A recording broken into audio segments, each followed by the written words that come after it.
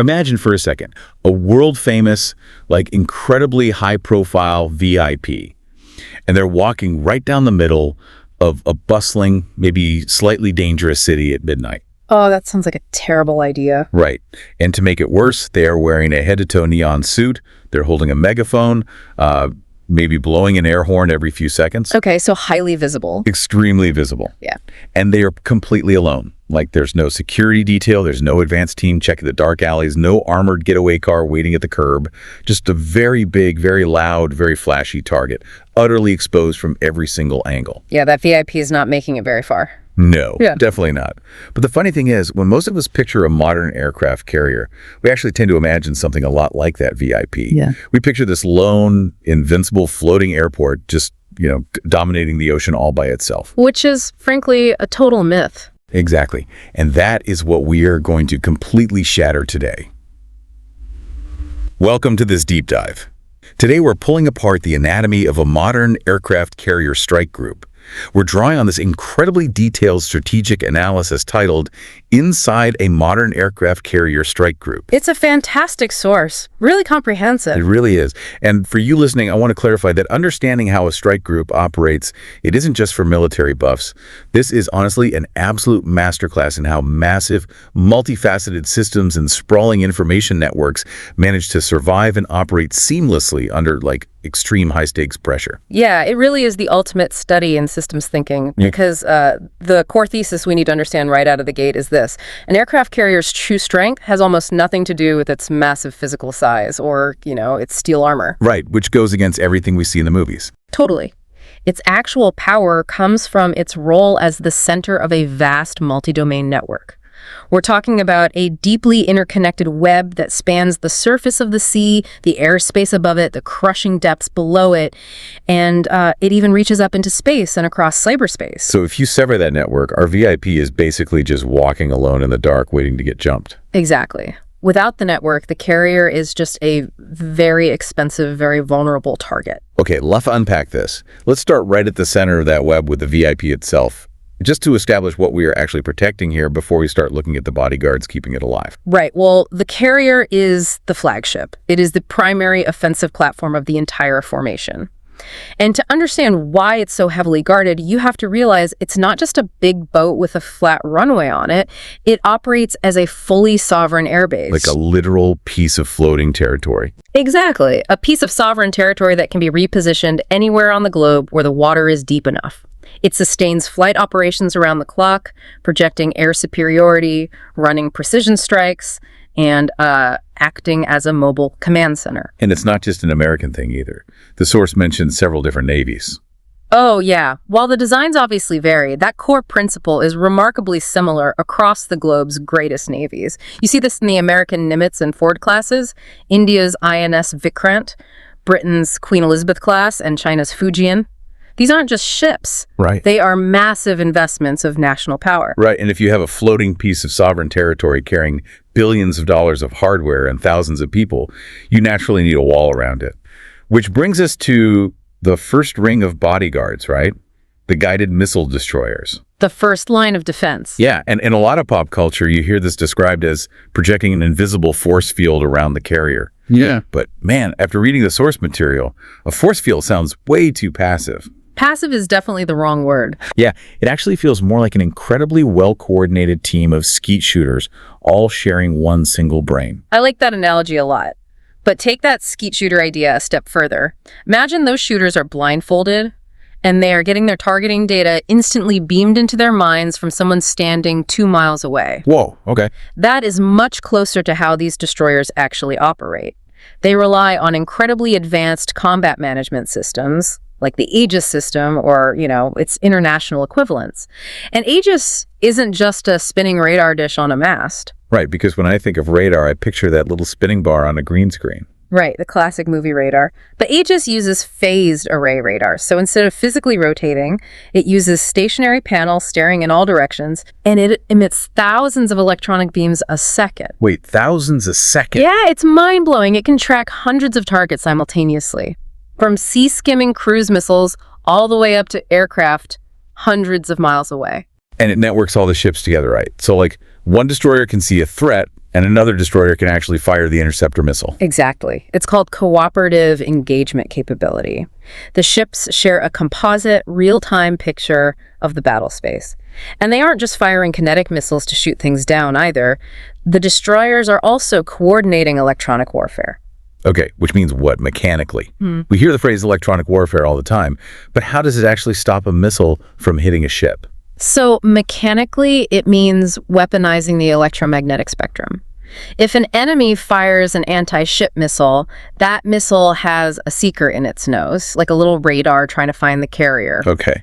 The destroyers can blast concentrated beams of electromagnetic energy right at that incoming missile. They can either use noise jamming, which is essentially like shining a blindingly bright flashlight right into the missile's eyes so it can't see anything. Just totally overloading it. Right. Or they can use something called spoofing, where they subtly manipulate the radar returns so the missile's computer thinks the carrier is actually, say, 5 miles to the left of where it really is. Oh, that's wild. So the missile just flies harmlessly into empty ocean. Exactly. It thinks it hit the target, but it just hits water. That is wild.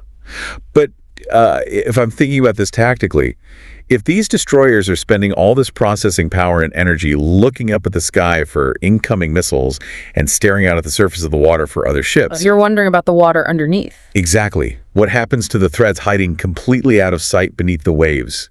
Because an Aegis radar does not work underwater, right? Aren't they completely exposed from below? You've just identified exactly what keeps naval commanders awake at night. I knew it. The greatest historic and modern danger to any surface fleet is the enemy submarine. Water is incredibly dense, so radar is completely useless down there. To address this, the strike group has to shift its focus entirely from the electromagnetic spectrum in the sky to the acoustic spectrum underwater. So relying on sound instead of light and radio waves. Exactly. This is where the frigates and specialized anti-submarine destroyers come into play. They specialize in looking down. But how do you hunt something that is engineered by billions of dollars of research to be perfectly invisible and silent? By casting a massive acoustic net and, frankly, understanding the physics of the ocean. See, sound travels incredibly far underwater, but it doesn't travel in straight lines. Wait, really? It bends? Yeah, because the ocean is full of thermoclines. These are layers of water at very different temperatures. And sound waves actually bounce off these temperature layers, creating shadow zones where a submarine can hide perfectly undetected by a ship on the surface. So a surface ship might be pinging its sonar, but the sound wave literally bounces off a layer of cold water, and the enemy sub is just sitting underneath that layer laughing at them. Pretty much. So to combat this, frigates don't just rely on hull-mounted sonar, they use towed arrays. They unreel a cable that can be over a mile long, lined with extremely sensitive hydrophones, and they drag it deep behind the ship. A mile long. That's insane. Yeah, it gets the sensors below those thermoclines, and crucially, it gets them far away from the mechanical noise of the frigate's own spinning propellers. So they are dragging this massive tripwire of microphones through the deep ocean, listening for the faintest mechanical hum of a submarine's coolant pump or the cavitation of its propeller. And the source mentioned helicopters too, right? Yes. To extend that net even further, they launch helicopters to drop fields of sonar buoys dozens of miles away, creating overlapping underwater surveillance zones. What's absolutely fascinating here is the brilliant contradiction embedded in this whole setup.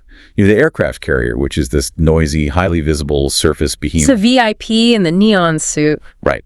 Is churning up the ocean, emitting massive radar signatures, launching screaming jet engines off the deck. Yet for its survival, it fundamentally relies on the absolute stealth of invisible underwater escorts. Because it's not just frigates hunting subs, right? No, it's not. The ironic reality of naval warfare is that the absolute best defense against an enemy submarine is one of your own attack submarines. So you have nuclear-powered attack subs lurking out in the dark, acting as the carrier's hidden assassins. That's right. They operate completely independently from the tight formation of the surface fleet. They patrol far ahead, completely submerged, running perfectly silent. Just sweeping the path clear. Exactly. Their job is to clear the path. They hunt enemy subs, track hostile fleets, and gather intelligence. And to your point about the contradiction, yes, the loudest, most expensive ship in the world depends entirely on the quietest, most invisible ship in the world to survive the ocean depths. Okay, so we got this networked Aegis brain looking up and out with phased array radars, and we've got a massive acoustic net of towed arrays and silent killer subs looking down. But all of those sensors, as powerful as they are, they're bound by physics. Like, radar is limited by the curvature of the Earth. An Aegis destroyer can only see as far as the physical horizon. So how does the strike group avoid just playing defense? Like, how do they avoid just reacting to things right as they pop over the horizon line? Well, they have to physically elevate their sensors. And to do that, they rely on naval aviation. The carrier's air wing is not just a bunch of sleek, multi-role fighter jets waiting to dogfight or drop bombs. It's not just Top Gun. No, it's a highly specialized ecosystem. To see over the horizon, they launch airborne early warning aircraft. Think of planes like the E-2 Hawkeye, the ones with the giant rotating radar domes mounted on top of the fuselage. Right, so they're essentially putting a radar watchtower 30,000 feet up in the clouds. Precisely. By getting that radar up in the air, you completely bypass the curvature of the Earth. They extend the strike group's line of sight hundreds of kilometers past the physical horizon. I'm buying them time. Exactly. They can spot low-flying enemy cruise missiles or aircraft while they are still a vast distance away, giving the fleet precious extra minutes to react. And the air wing does more than just radar, right? Oh, absolutely. It also includes dedicated electronic warfare aircraft to fly out and blind the enemy's radar from the sky, as well as increasingly large fleets of unmanned aerial systems. Drones that can just loiter at high altitudes for 20 hours at a time, just watching and listening. Here's where it gets really interesting, because all of those planes, all of those ships, all of those submarines, they aren't just getting on a radio and saying, hey, I see a blip on my screen. Right, it's way past that. The source material points out that modern warfare is entirely won through information dominance. We are talking about satellites, drones, underwater hydrophones, and airborne radars, feeding a literal, incomprehensible river of data into the command systems.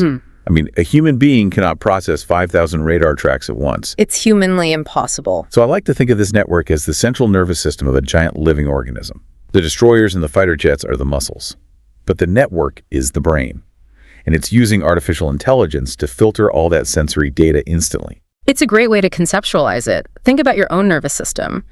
When you are driving a car, your brain is filtering out the feeling of your shirt on your back or the sound of the air conditioner so you can focus entirely on the brake lights in front of you. Right. That is exactly what the AI in these combat networks is doing for naval commanders.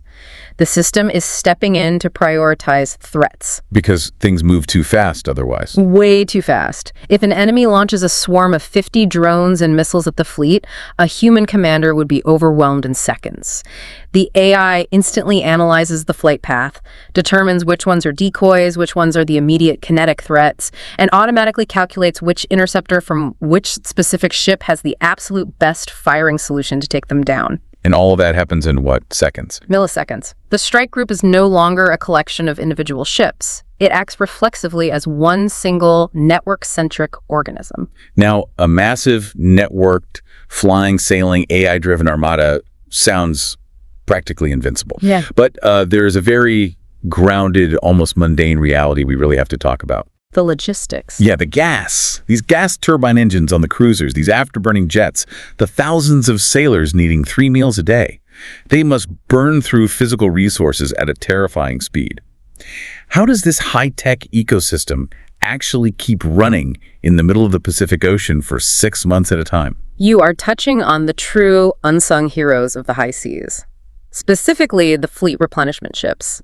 These are massive, heavily laden cargo and tanker vessels. Floating gas stations. Pretty much. They are the hidden backbone of any global power projection. Because without them, the entire strike group, all that AI and Aegis magic we just talked about, it all grinds to a complete halt in a matter of days. Combat operations consume astonishing quantities of aviation fuel, marine diesel, millions of dollars in precision ammunition, spare parts, food. And they don't just pull into a friendly port to resupply, which is the crazy part. They do something called underway replenishment. And I actually watched a video of this once while prepping for this deep dive. And frankly, it is sheer madness. It's definitely not for the faint of heart. No. You have 2 massive steel ships side by side, plowing through the open ocean at 15 or 20 knots, separated by maybe 100 feet of churning water. And they shoot steel cables across the gap. Yep. And they were literally ziplining pallets of high explosive missiles, pumping thousands of gallons of highly flammable jet fuel through suspended hoses transferring pallets of fresh vegetables, all while both ships are actively pitching and rolling in the waves. I mean, the tension on those cables is immense. It looks incredibly dangerous. It is an incredibly perilous feat of seamanship. I mean, if the ships drift even slightly, those steel cables can snap with lethal force. Yeah. But it is an absolute necessity. Because they can't stop. Exactly. Underway replenishment is what allows the formation to maintain its operational tempo in distant oceans without ever having to return to port. It means the carrier can sit off a coastline and project power indefinitely. But hold on, if we think about this strategically for a second, if without logistics, the strongest fleet in the world quickly runs out of jet fuel and missiles and just becomes a multi-billion-dollar paperweight in the water. Right. Then the giant, heavily defended aircraft carrier isn't actually the smartest target. If you wanted to cripple a strike group, wouldn't you just aim for the slower, heavily laden, much less glamorous supply ships? Like, are logistics the actual Achilles heel here? If we step back and look at the broader strategic picture, you are hitting on a fundamental truth of warfare. Logistics always dictate the absolute limits of power. Wow, okay. Yeah, a highly advanced system is still only as strong as its supply lines. Military planners on all sides are acutely aware of this. It reinforces the reality that understanding a system's support vulnerabilities is far more important than just marveling at its offensive strengths. It's like chess. Exactly. You don't always have to strike the king to win a chess game. Sometimes you just systematically remove the pawns and the knights that protect him, and eventually the king is trapped. Which brings us to a massive shift in modern military technology. Because while taking out supply ships is a strategic vulnerability over the long term, the source highlighted that there are new existential threats designed specifically to punch straight through that AI-driven Aegis brain, bypass the submarines, ignore the supply ships, and just kill a VIP directly. Yes. And this is where things get really intense. We have to talk about long-range anti-ship ballistic and hypersonic missiles. And, looking at this purely as a matter of military physics and strategic reality, not taking any political sides here, this is the defining naval challenge of our era. Right. Nations like China and Russia have invested heavily in developing these weapons specifically to threaten carriers at massively extended ranges. And the reason they are so terrifying isn't just because they were fast. Right, because traditional ballistic missiles are also incredibly fast. But we've known how to track those for decades. What is the actual mechanical difference with a hypersonic missile? It comes down to maneuverability combined with speed. So a traditional ballistic missile flies in a predictable arc, like a thrown baseball. Okay, gravity just pulls it down. Exactly. An Aegis radar can look at that arc, do the math, and calculate exactly where it will be in 2 minutes, so it can shoot an interceptor to that exact spot to meet it. Simple physics. Right. A hypersonic glide vehicle, on the other hand, is launched into the upper atmosphere, but then it glides down and maneuvers dynamically at unpredictable angles. Wait, so it actually steers? Yes. While traveling at 5, 10, or even 15 times the speed of sound, it's like throwing a baseball that suddenly decides to dodge left just as it crosses home plate. That's terrifying. It completely breaks the traditional predictive math of naval radar, and it closes the distance so fast that the layered defense system has only seconds to react. So how does a tightly packed, networked ecosystem adapt to a weapon that breaks the math of radar and moves at 2 miles a second? Survival requires a radical evolution of tactics. The strike group can't bunch up anymore. They are adapting through greater dispersal of forces, meaning they're spreading the ships over hundreds of miles of ocean while keeping them digitally linked. A wider net. Yes, and they are deploying new interceptor missiles designed specifically for the unique flight paths of hypersonics. They are extending the range of carrier aircraft so the carrier itself can hide much further away from the threat zone. And what about the electronic warfare stuff? Does that work on hypersonics? It's actually a huge part of the strategy. They are leaning even more heavily into electronic warfare. If you can't shoot the hypersonic missile down, you blind its sensors so it crashes into the ocean miles away from the ship. They are also integrating unmanned surface and underwater drones to act as decoys, making the ocean look like it's full of false targets. So what does this all mean for the future? When you look at the sheer physics of these hypersonic threats, are we looking at the end of the giant carrier era? Is the strike group simply going to evolve into a highly dispersed, robotic, AI-driven ghost fleet? The form it takes will undoubtedly change over the next few decades, but the central mission projecting power and securing global sea lanes that will remain. The source material makes one thing incredibly clear, though. An aircraft carrier is merely the visible center of a vast, invisible network. Yeah. Its true strength, really, its only real strength, is the seamless integration of every single escort, aircraft, submarine, sensor, and logistics vessel acting together. As long as that digital and physical network holds, the strike group remains a formidable system. And that systemic interconnectedness is really the big takeaway I want you, the listener, to chew on today. Because this concept doesn't just apply to military hardware, right? It applies to almost all the complex infrastructure that runs our modern world. Absolutely. Think about global supply chains or the internet backbone or even the structure of a massive multinational corporation. We always focus on the highly visible center, like the flashy consumer product, the main server hub, the CEO at the top. But none of it functions without an invisible, highly fragile web of logistics, early warning systems, and constant data flow. Right. If you only focus on the shiny objective and ignore the unglamorous support network, a system becomes incredibly vulnerable. That is a vital perspective. We so often fixate on the central node and completely ignore the invisible threads holding it in place, whether that's in naval architecture or global economics. Exactly. And that brings me to one final thought for you to mull over as we wrap up this deep dive. We've established that the modern carrier strike group relies heavily, almost entirely, on its invisible nervous system. The satellites, the AI battle management, the continuous streams of data linking the submarines, planes, and destroyers together so they can survive these terrifying hypersonic threats. It's all about the network. Right.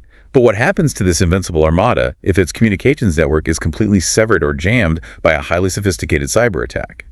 If the AI is blinded, the data stops flowing, and the ships literally cannot talk to each other.